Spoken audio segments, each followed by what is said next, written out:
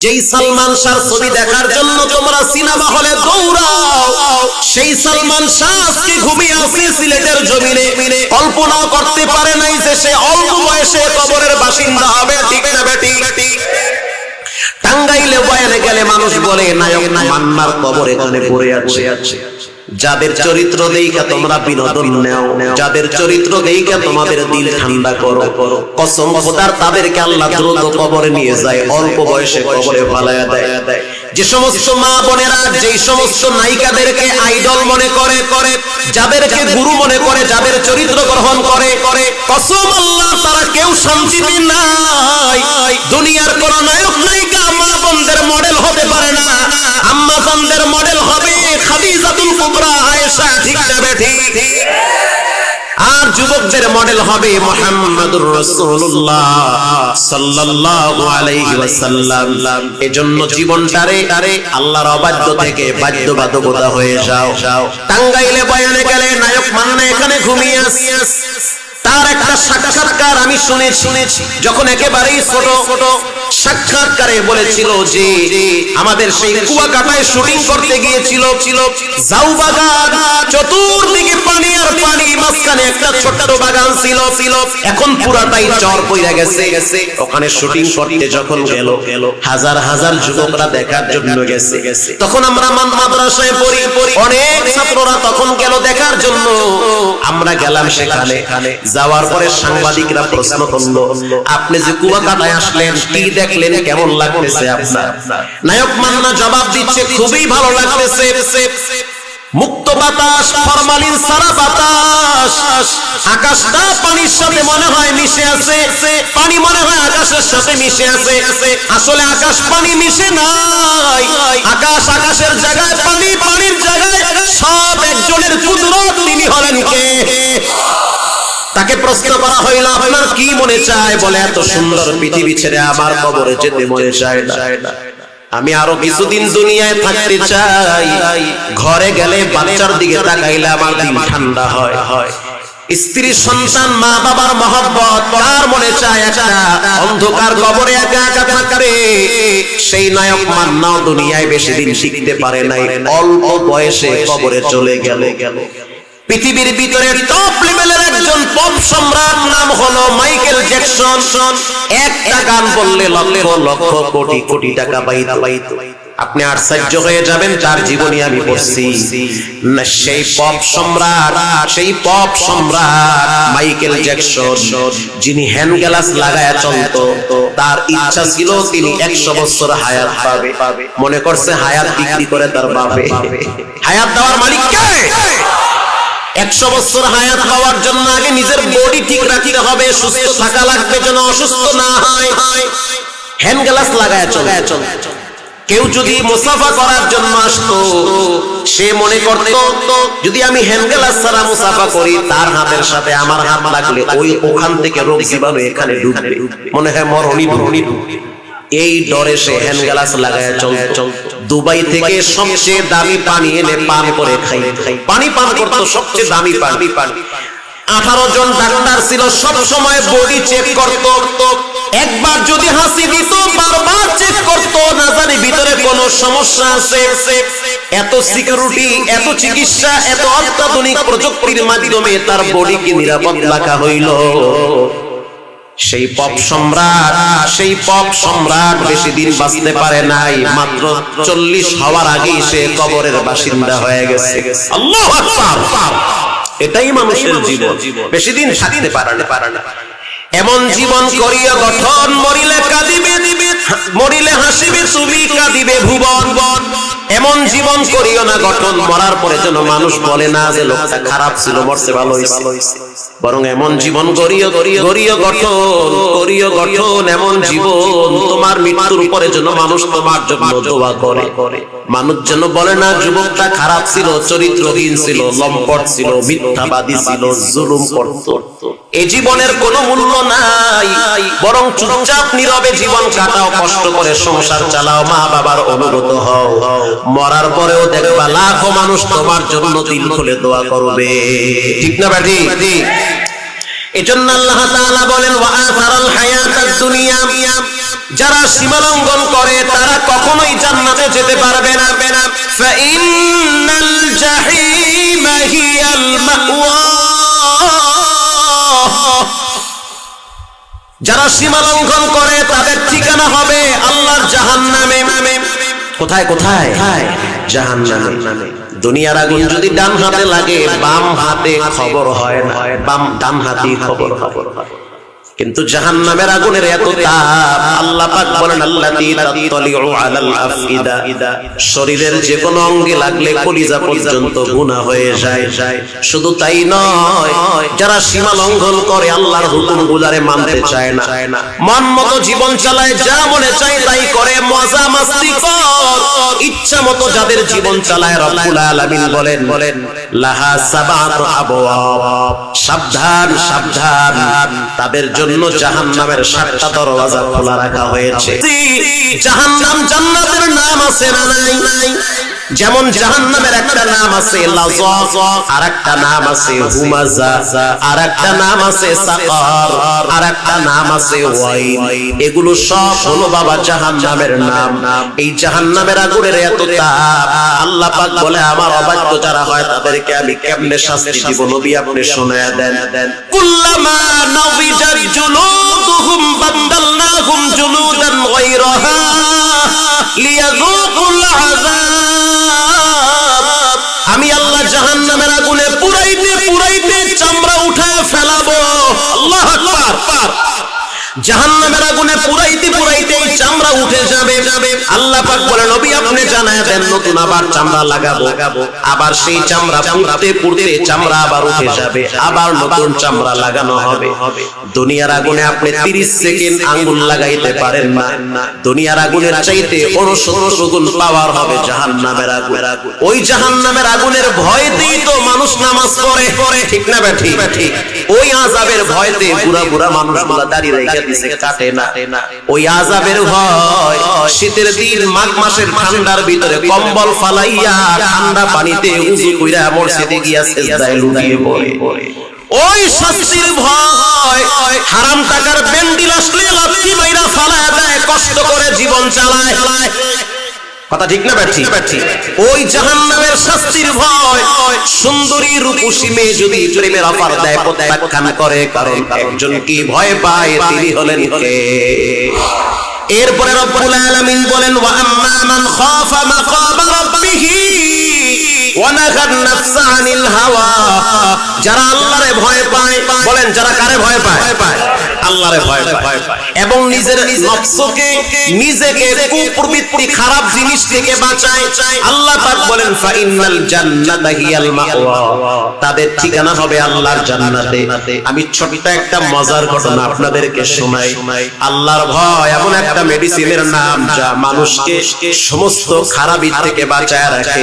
চুরি বন্ধ হবে না, ডাকাতি বন্ধ হবে না, এই সমাজ থেকে দুর্নীতি বন্ধ হবে না, টাকা পাচার বন্ধ হবে না, রাতারাতি কোটিপতি হওয়া, মানুষের হক নষ্ট করা বন্ধ হবে না। সব কিছু বন্ধ হওয়ার পিছনে একটা মেডিসিন লাগবে, সেটা হলো আল্লাহর ভয়।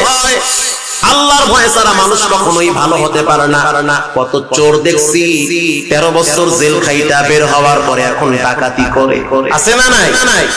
খুনি জেলখানায় যাওয়ার পরে জামিনে আইসা আরো ডাবল খুন করে। তার মানে দুনিয়ার কোন আইন মানুষকে ভালো বানাতে পারে না। মানুষকে ভালো বানাইতে হলে একটা মেডিসিন দরকার, সেটা হলো কার ভয়? আল্লাহর ভয়। হযরত ওমর রাদিয়াল্লাহু তাআলা আনহুর জবানের সত্য একটি ঘটনা শুনেন।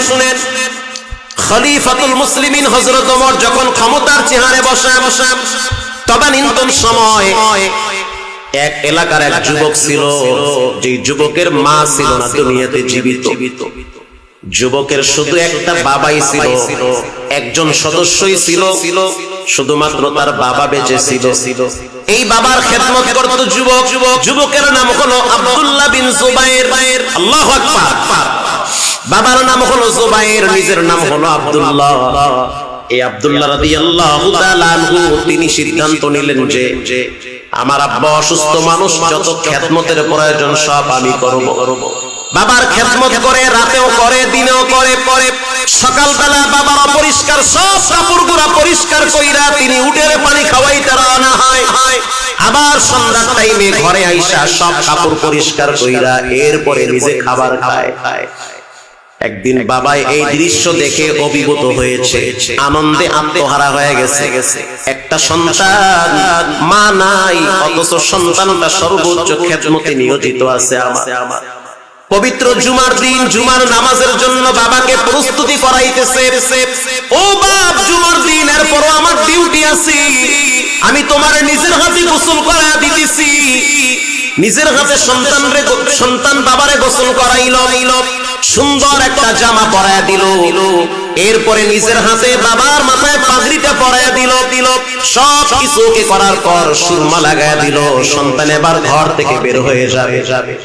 যাওয়ার আগে আগে বাপ বলতে আছে, সন্তান, আজ পবিত্র জুমার দিন, গরিবের জন্য হজের দিন। আমি তোর বাবা নবীর জবানে শুনছি, বাবাই যদি সন্তানের জন্য দোয়া করে সেই দোয়া নাকি আল্লাহ ফিরাইয়া দেয় না। আজকে তুমি আমার কাছে একটা দোয়া চাও, আমি এমন একটা দোয়া করি যেই দোয়াটা আল্লাহ পাক তোমার জন্য কল্যাণময় করে। আল্লাহু আকবার। তুমি আমার কাছে দোয়া চাও, বলো আমি তোমার জন্য কি দোয়া করব। আমি তোমার খেদমতে এতটা সন্তুষ্ট হয়েছি, আমি তোমার জন্য দোয়া করতে চাই। বাবা তখন সন্তান তখন বলে, আব্বা, দোয়া যদি করতেই চান, দুনিয়ার কোনো দোয়ার প্রয়োজন নাই। এতটুকু দোয়া করে আল্লাহ পাক যেন আমাকে ঈমানের সহিত মৃত্যু দান করে। দুনিয়ার কিছুই চাই না। আপনার স্ত্রী, আমার মা কবরে চলে গেছে, কেউ থাকতে পারবে না, আপনারও তো যাওয়ার সময় হয়ে গেছে। অতএব এই দোয়াটা করেন, আমি যেন আসল বাড়ি যাওয়ার জন্য আমার ঈমানটারে সুন্দর বানাইতে পারি। বাবায় তখন দুইটা হাত তুললো। জুমার নামাজের আগে আগে বাবাই মসজিদে যাবে আর সন্তান চলে যাবে আর এক এলাকায়। ইন দি মিন টাইমে বাবাই দোয়া করতে আছে, আল্লাহ তুমি আমার সন্তানটাকে ঈমানের সহিত মৃত্যু দিও। সন্তান পাশে দাঁড়ায় বলতে আছে আমিন। যখন আমিন আমিন বলল, বাবাই বলতে আছে, সন্তান, এই যে আমি দোয়া করতেছি, তুমি আমিন আমিন বলতে আছো, নিঃসন্দেহে আমার রব এই দোয়া কবুল করেছে। এই সন্তান চলে গেল এখান থেকে। ঘটনাক্রমে কয়েকদিন পর একটা আশ্চর্য ঘটনা ঘটল। যুবক সন্তান আব্দুল্লাহ রাদিয়াল্লাহু তাআলা মরুভূমিকে উপেক্ষা করে যেতে হয় অনেক দূরে। যাওয়া আসার পথে এক সুন্দরী রূপসী এক নারী তাকে বারবার প্রেমের প্রস্তাব দেয়, বারবার প্রেমের অফার দেয়। যুবক, তুমি দেখতে সুন্দর, কণ্ঠ সুন্দর, কথাও সুন্দর, মা বাবার অনুগত সন্তান, আমি তোমাকে প্রস্তাব দিতেছি, আমি তোমার সাথে পার্সোনাল সময় কাটাইতে চাই। যুবক বলতে আছি, ইন্নী আখাফুল্লাহ, আমি একজনের সবচেয়ে বেশি ভয় পাই, তিনি হলেন কে? ইন্নী আখাফুল্লাহ, আমি আল্লাহরে ডরাই। কি যাও তুমি। পরের দিন মেয়েটা আবার যুবকের রাস্তা আটকায় ফেলাইছে। রাস্তা যখন আটকায় ফেলাইলো, যুবক তখন বলল, তুমি একজন মহিলা, আমি একজন পুরুষ। আগুন পানি যেমন এক জায়গায় হয় না, নারী পুরুষ এক জায়গায় ঘষাঘষি হতে পারে না। অতএব দূর হও, ফাঁকে চলে যাও।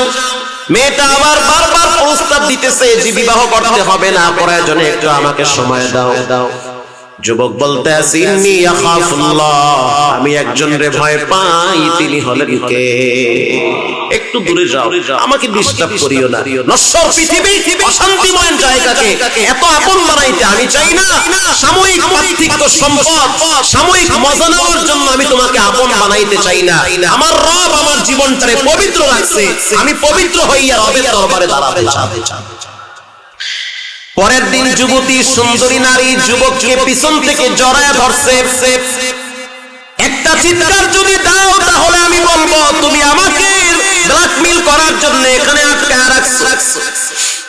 যুবক বলতে আছে, আল্লাহ, এ দেহের ভিতরে কোনোদিন অপবিত্র নাপাক রক্ত লাগে না। জীবনে কোনোদিন আমি কোনো মেয়ের দিকে হারাম ভাবে হাত বাড়াই নাই। আমি আমার আব্বা আম্মার নেককার সন্তান, কখনো আমি খারাপ রাস্তায় পা বাড়াই নাই। এই মুহূর্তে তুমি ছাড়া আমার কেউ নাই। জাহান্নামের আগুন রে আমি ভয় পাই রে আল্লাহ। একটা মেয়ে যদি একটা ছেলেকে জড়ায় ধরে, তখন বাঁচার কোনো পথ নাই। রক্তে মাংসে গরম, রক্তে মাংসে গড়া আমি একজন মানুষ, আমার মনটা চায় এই মেয়ের সাথে একটু সময় কাটাইতে। কিছুক্ষণ পরে যুবক বলতে আছে আমাকে হয়তো ছেড়ে দাও, তা না হলে আমি হয়তো বাঁচবো না। মেয়েটা বলতে আছে ফাইজলামি কথা বাদ দাও, চলো পাহাড়ি অঞ্চলে। যুবক তখন বলতে আছে আল্লাহ তুমি আমাকে এই মুহূর্তে ঈমানের সহিত দুনিয়া থেকে বিদায় করো। আল্লাহু আকবার। আল্লামা জালালউদ্দিন সুয়ুতী এরপরে তামবিহুল গাফিলিনে উল্লেখ করা হয়েছে, যুবক যখন বারবার বলতে আছে আল্লাহ তুমি আমাকে এই মুহূর্তে দুনিয়া থেকে বিদায় করো, এই নাপাক জিনিস শরীরে লাগার আগে মৃত্যু অনেক ভালো। আল্লাহ দোয়া কবুল করে ফেলেছে, যুবকের শরীরে জ্বর চলে আসছে। মেয়েটা দেখতে আছে যুবককে যে আমি ধরছি, কিন্তু শরীর তো যুবকের গরম, কাঁপুনি শুরু হয়ে গেছে। কিছুক্ষণ পরে যুবক ঝিমরায়া নিচে পড়ে গেল, মেয়েটা ভয়ে ছেড়ে দিয়ে চলে গেল। পাহাড়ি অঞ্চলের অনেক যুবকরা যারা বকরি চড়াইতো, দুম্বা ভেড়া চড়াইতো, এই যুবকের কাছে যখন আসতেছিল একেবারে কাছাকাছি আসার পরে তাকায় দেখতে আছে যুবক শাহাদাত আঙ্গুল উপরে উঁচা করে বলতে আছে লা ইলাহা ইল্লাল্লাহু মুহাম্মাদুর রাসূলুল্লাহ। এটা বলে তার জীবনের শেষ নিঃশ্বাস সে ত্যাগ করেছে। এই সংবাদ তার বাবার কাছে গেছে, বাবায় লাঠিতে ভর দিয়া চলে আসছে যুবক সন্তানের কিনারায়। পাহাড়ি অঞ্চলের ভিতরে যুবককে দাফন দেওয়া হয়েছে। দাফন দিয়া কালা একটা চাদর মুড়া দিয়া চলে গেল মসজিদে নববীতে। ফজরের টাইমে প্রচন্ড শীত, ঠান্ডার ভিতরে মসজিদে নববীতে গিয়া হযরত ওমর রাদিয়াল্লাহু তাআলা আনহুর পিছনে দাঁড়াইছে। হযরত ওমর তখন নামাজে সূরা হুমাযা তেলাওয়াত করতেছিল। ওয়াইলুল লিকুল্লি হুমাযাতিল লুমাযা আল্লাযী জামাআ মালান ওয়া আদ্দাদা। এই সূরাটার ভিতরে জাহান্নামের কিছু আয়াত আছে, আল্লাহ পাকের শাস্তির কিছু কথা আছে। এই আয়াতগুলো হযরত ওমর যখন তেলাওয়াত করতেছে, মুরব্বি পিছনে দাঁড়ায় বাচ্চাদের মতো ফোফায় কাঁদতেছে। নামাজ শেষ হওয়ার পরে হযরত ওমর রাদিয়াল্লাহু তাআলা আনহু যখন শব্দ পাইল যে কানে একটা আওয়াজ আসতেছে, সেটা হলো মুরব্বি বয়স্ক লোকের আওয়াজ। পিছনে তাকায় দেখতে আছে কোনায় এক মুরব্বি মাথায় কালো একটা রুমাল দিয়ে বসে আছে, চাদর দিয়ে বসে আছে। হযরত ওমর এই মুরব্বির কাছে গিয়া বলতে আছে ও মুরব্বি কি হয়েছে, আপনার চোখে কেন পানি? মুরব্বি এবার জবাব দিতেছে ওমর আমার নিজের সন্তানটারে আমি নিজের হাতে কবরে রাইখে আসছি। কবর একটা ভয়ঙ্কর জায়গা, ডানে বামে মাটি ফালায়া রাইখে আসছি, জানি না আল্লাহ কি ব্যবহার করবে। কবরের মতো মুসিবতময় জায়গা দুনিয়াতে আর একটাও নাই। কবর প্রতিদিন তোমার আমার নাম ধরে কি ঘর, অন্ধকার ঘর, সব বিচ্ছুর ঘর। এই আওয়াজ প্রতিদিন কবর দেয়, তুমি আমি শুনি না, কারণ গানের আওয়াজে তোমার আমার কর্ণপাত নষ্ট হয়ে গেছে। কবর প্রতিদিন ডেকে ডেকে আওয়াজ দেয়, তোমার আমার কানে সেই আওয়াজ যায় না, তুমি আমি দুনিয়ার মজায় লিপ্ত হয়ে আছি। হযরত ওমর রাদিয়াল্লাহু তাআলা আনহু যখন শুনলো যে তার সন্তান মারা গেছে, মুরব্বি আপনি টেনশন করবেন না, আমি আপনার সন্তানের কবরের পাশে দাঁড়াইয়া একটু আল্লাহর কোরআনের তেলাওয়াত করতে চাই। ওমর রাদিয়াল্লাহু তাআলা আনহু মুরব্বির সাথে চলে গেল সেই কবরের পাশে। যাওয়ার পরে যে আয়াতটা আমি আপনাদের সামনে পড়লাম, ওয়া আম্মা মান খাফা মাকাম রাব্বিহি ওয়া নাহান নাফসা আনিল হাওয়া, এই আয়াতটা হযরত ওমর কবরের পাশে দাঁড়ায় তেলাওয়াত করলো। যখন কোরআনের আয়াত তেলাওয়াত করলো, আল্লাহর কি কুদরত, কবর থেকে যুবকের কণ্ঠে একটা আয়াতের আওয়াজ তার কানে ভেসে আসলো। যুবক কবর থেকে বলতেছে ওয়ালিমান খাফা মাকাম রাব্বিহি জান্নাতান। এরে ওমর শুনে নাও, আল্লাহর ভয় নিয়ে যদি কেউ চলে, আল্লাহ পাক তাকে একটা জান্নাত দেয় না, বরং আল্লাহ আমারে দুইটা জান্নাতের মালিক বানাইছে। পার্থিব দুনিয়ার সৌন্দর্য সাময়িক মজাকে আমি প্রত্যাখ্যান করছি, দুনিয়ার সব আনন্দকে আমি উপেক্ষা করে আমি আমার রবের ভয় নিয়ে চলছি, যার কারণে আমার রব আমারে ঠকায় নাই, দুইটা জান্নাতের মালিক বানায়া দিছে।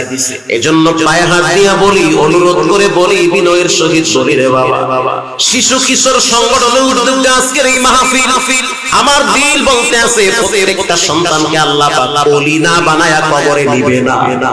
আজ থেকে পাক্কা নিয়ত করে নেই, জীবনে কোনোদিন নামাজ ছাড়বো না, হারাম খাবো না, আল্লাহর ভয় নিয়ে চলবো।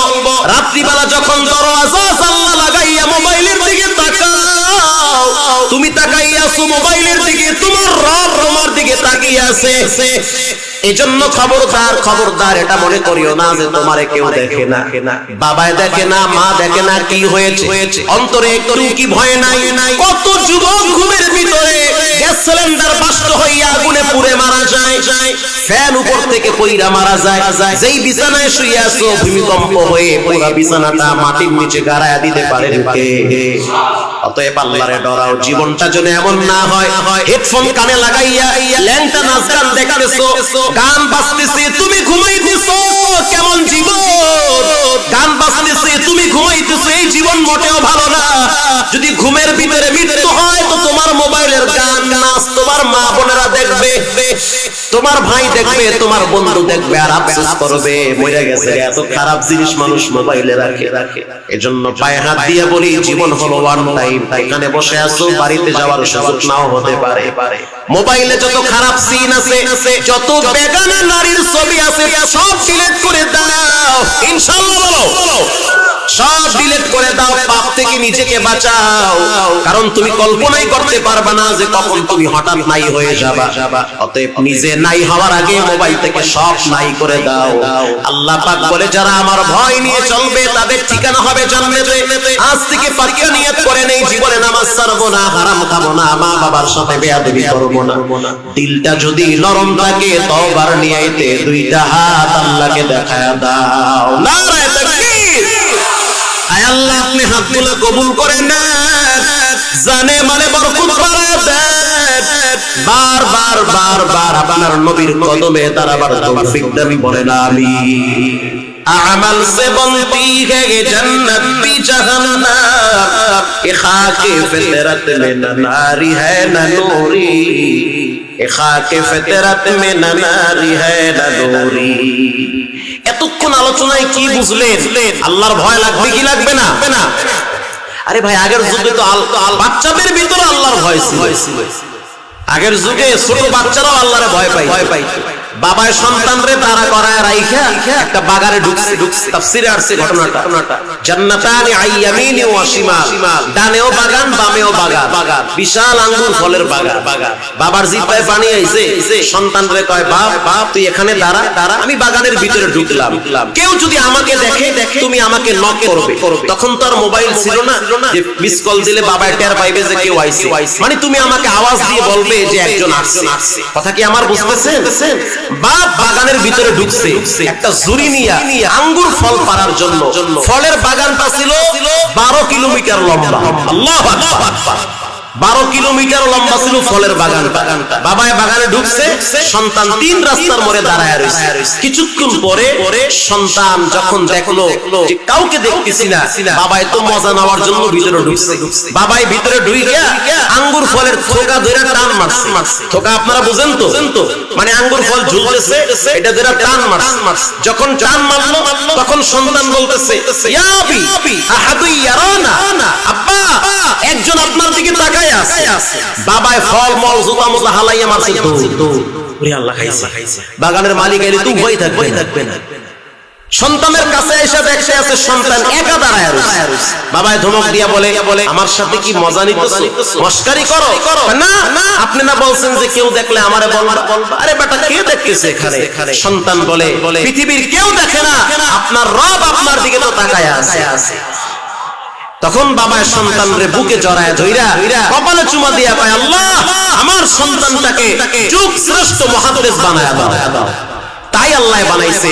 সেই ব্যক্তির নাম হলো ইবনুল জাওজি রাহমাতুল্লাহি আলাইহি। আল্লাহু আকবার। তো সম্মানিত হাজিরিন, আগের যুগে বাচ্চাদের ভিতর আল্লাহর ভয় ছিল, আর এখনকার যুগে অনেক মুরব্বিরা এই চার দোকানে বসে বসে রাতকে রাত জেগে জেগে গীবত করে আর টিভির সামনে সময় দেয়, অথচ তাদের নামাজ পড়ার সুযোগ হয় না।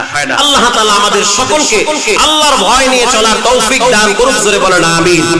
আমিন সুম্মা আমিন। ওয়া আখিরি দাওয়ানা আলহামদুলিল্লাহি রাব্বিল আলামিন। আমাকে যখন প্রথম টেলিফোনে দাওয়াত দেওয়া হলো, আমি সুনামগঞ্জে মনে হয় এই এলাকায় আজকেই প্রথম আসলাম। আমি সুনামগঞ্জ অনেক দূরে বিদায় আসি না। সুনামগঞ্জে প্রচুর ডেট আসে, প্রচুর মানে হিসাব ছাড়া প্রোগ্রাম আসে, আসি না। আমার জন্য অনেক দূর। আলহামদুলিল্লাহ রাস্তা অনেক সুন্দর হয়ে গেছে, এখন বেশি টাইমও লাগে না। আইসা খুব শান্তি পাইছি। এদের আপ্যায়ন আদর এদের মানে আন্তরিকতা যথেষ্ট ভালো আলহামদুলিল্লাহ। আমাকে যখন টেলিফোন করছে আমি তখন মনে করছি হয়তো যুবক মানুষ অথবা মুরব্বী মানুষ ফোন দিছে। পরে আইসা দেখি কয় হুজুর আমি ফোন দিছি কিনা চায়া দেখি যে লেদা ফোলায়। ঠিক না বেটি? ছোট্ট একটা বাচ্চা কই এসেলটা কোথায়? এই যে সেম এদের মতোই কক্সবাজার, টেকনাফ, কক্সবাজার এই সমস্ত এলাকায় এদের মতো ছেলেরাই এই সমস্ত মাহফিলগুলো সবচেয়ে বেশি করে। ডাক্তার মিজানুর রহমান আজহারি, এরপরে খালেদ সাইফুল্লাহ আইয়ুবী, আব্দুল হাই সাইফুল্লাহ ভাই, শাহেখ আহমদুল্লাহ সাহেব, এরা যখন যায় ওই সমস্ত এলাকার ম্যাক্সিমাম মাহফিলগুলা এই 19 বছরের নিচের পোলাপানগুলা বেশি করে। আলহামদুলিল্লাহ বলে এদের উদ্যোগ সবচেয়ে বেশি আছে। আল্লাহ তাআলা আমাদের সকলকে এই সমস্ত শিশু কিশোরদের মাধ্যমে এই দ্বীনি কাজগুলো আঞ্জাম দেওয়ার তৌফিক দান করুক। বলেন আমিন। দুরূদ শরীফ পড়েন, দোয়া হয়ে যাবে। আল্লাহুম্মা সাল্লি আলা সাইয়্যিদিনা মুহাম্মদ ওয়া আলা আলি মুহাম্মদ কামা সাল্লাইতা আলা ইব্রাহিম ওয়া আলা আলি ইব্রাহিম ইন্নাকা হামিদুম মাজিদ। আল্লাহুম্মা বারিক আলা মুহাম্মাদ ওয়া আলা আলি মুহাম্মদ। গড়েছ তুমি এই পৃথিবী জাহান, তুমি অসীম, তুমি মহান। গড়েছ তুমি এই পৃথিবী জাহান, তুমি অসীম, তুমি মহান। তুমি পৃথিবীর পালনকারী, তুমি প্রভু বিশ্বজামি। আমি তোমাকে খুঁজি, আমি তোমাকে দেখি, আমি তোমার প্রেমের কবিতা লেখি। গড়েছ তুমি এই পৃথিবী জাহান, তুমি অসীম, তুমি মহান। তুমি পৃথিবীর পালনকারী, তুমি প্রভু বিশ্বজামি। আমি তোমাকে খুঁজি, আমি তোমাকে দেখি, আমি তোমার প্রেমের কবিতা লেখি।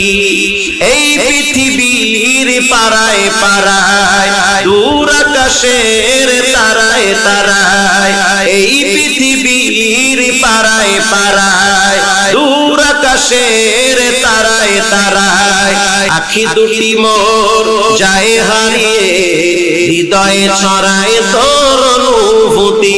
আমি তোমাকে খুঁজি, আমি তোমাকে দেখি, আমি তোমার প্রেমের কবিতা লেখি।